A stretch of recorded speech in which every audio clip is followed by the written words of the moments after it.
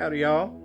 So it's been a long day of work today, and I want to call this segment Storytime. Howdy, y'all.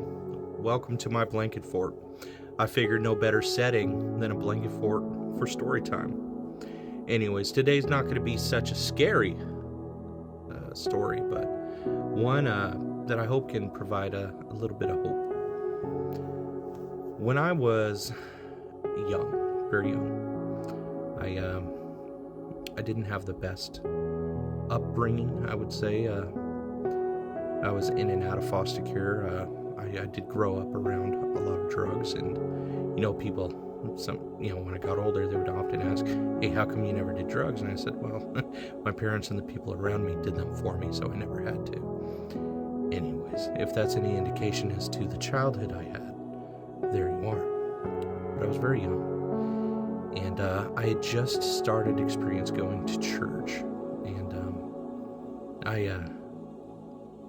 I was scared a lot in my life back then. And at church, all it took was the pastor telling me that since Jesus lives here, I no longer had to be afraid of the dark. Since Jesus lived here, the devil can't get me.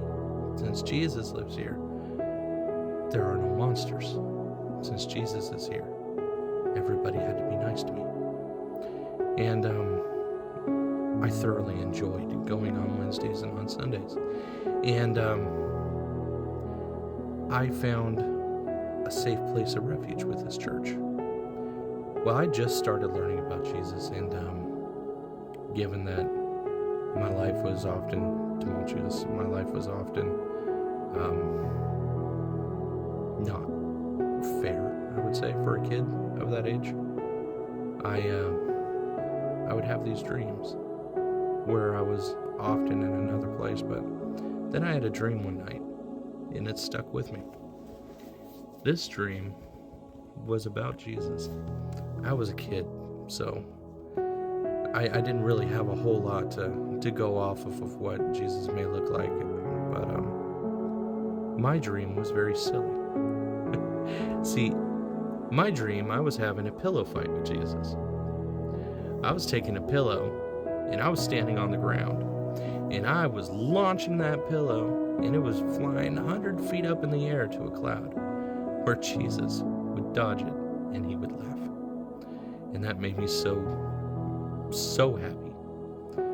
But then there was a point in that dream where Jesus stepped behind the cloud, and I felt so immediately lonely. I was almost like this feeling of desperation, like, oh no, Jesus, please come back, don't leave me alone.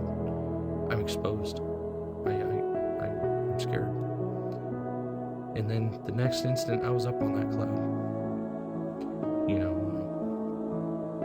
And Jesus was just smiling at me. The warmest, radiant smile that no one on earth, I think, could ever duplicate. But this dream ended with something I'll never forget. Sure, I may not remember much about what he looked like, but I remember this. This dream ended with a hug. Jesus pulled me into a hug, and I felt so warm, protected, loved, and cherished. I felt that there was something that was so large that could never be understood had my back. I felt that my protection was like that of diamond.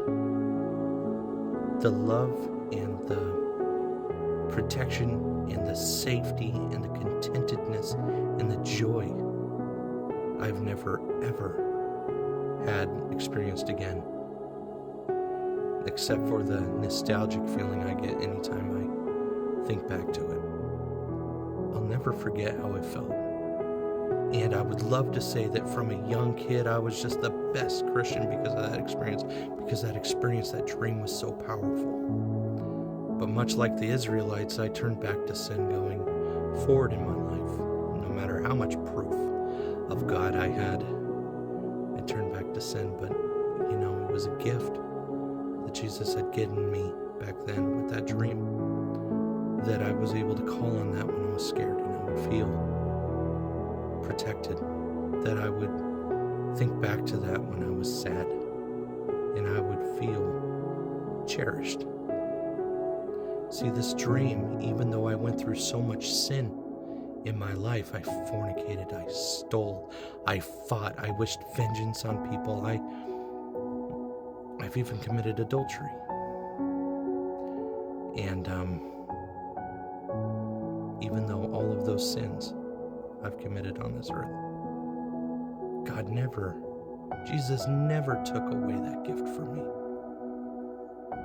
See, when Jesus gives you something, when you receive a gift from God, no one, including yourself, can ever take it away. And I think the moral of this story is, even though I was a child and I dreamt a child's dream, it was a gift that'll follow me forever. And that is because in my purity as a child, I had faith in God. And that faith, when I was feeling sad, I would call for God to make me feel comforted again. It's kind of like, when you come to me receiving, thou shalt receive. Now that's spoken of in the Bible. Expecting is to have faith. And that's, I expected to feel safe as a kid. It's wonderful how faith diminishes the older you get. But, yeah, God will never take a gift from you. If you know that God has promised something for you, you better know you will get it. But it is up to you to continue to follow Him, love Him, and above all, bear the cross. Because this world is going to hate you for loving Him. But that should never stop you. Anyways, guys, that was story time. I don't know. Let me know. Was this silly? Was this fun? Oh man, be blessed.